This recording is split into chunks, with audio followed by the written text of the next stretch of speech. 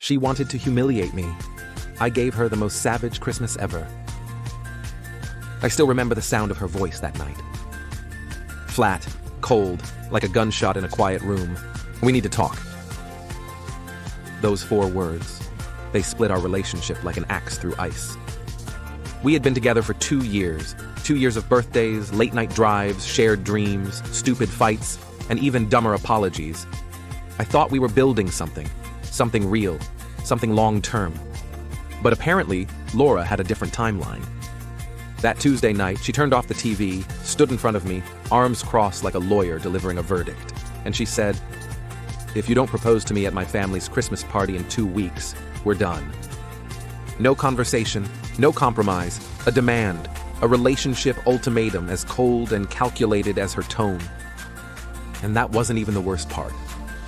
She wanted it public, in front of her entire family. Cameras, lights, the whole Hallmark nightmare. If I didn't kneel at that party, if I didn't give her a diamond under the Christmas tree, I was out. At first I was stunned. I thought it was panic, insecurity, pressure from her friends who were getting engaged, her parents constantly asking. I thought it was fear. But I was wrong. It wasn't fear, it was strategy. Laura didn't want a proposal. She wanted a spectacle. I told her the truth, that I wasn't ready, that I needed more time. And she went to bed, just like that, leaving me on the couch, alone, shattered, wondering how the hell we got here. She didn't care. "I'll pack my bags the day after Christmas," she said. I didn't sleep that night. My mind wouldn't stop spiraling. Was I wrong? Was I selfish? Was I the villain in this story? It turns out, no, I wasn't the villain. I was the target. 3 days later, I got a call. It was her sister, Sarah. Now, Sarah and I had always had an understanding. She was the calm one, the quiet one, the only person in Laura's life who didn't constantly need to be the center of attention. "Can we meet for coffee?" she asked. Her voice was tense, nervous. When I arrived, she looked like she hadn't slept either. Her eyes were red, her lips trembling. And what she told me? It flipped my world upside down. Sarah had overheard Laura talking on the phone with her best friend Megan. The door was open. Laura didn't know she was being listened to. She was laughing.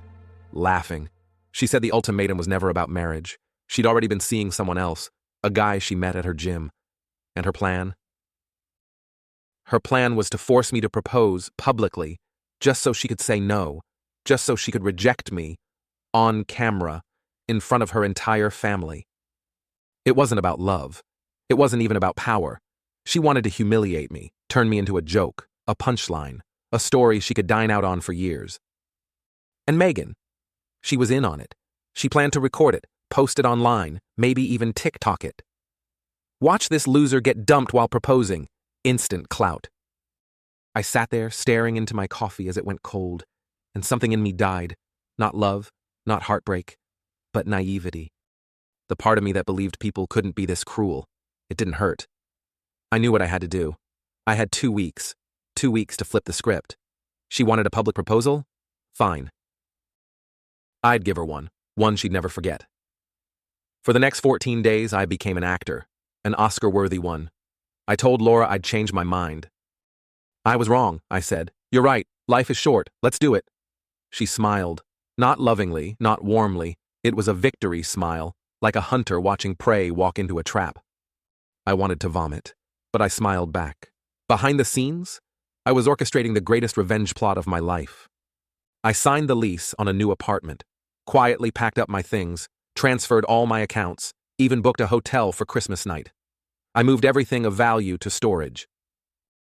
The house we shared, it was mine, bought long before she ever stepped into my life, and I was done letting her poison it. I also called Sarah. I told her everything, my plan, the timing, the delivery. There was a pause, a moment of stunned silence. Then she smiled. "Alex," she said, "consider me your real estate agent and your co-conspirator." Christmas Eve. The house was glittering, packed. Laura was glowing, red dress, perfect hair, everyone buzzing. She was showing off, floating from group to group, hinting at a big surprise.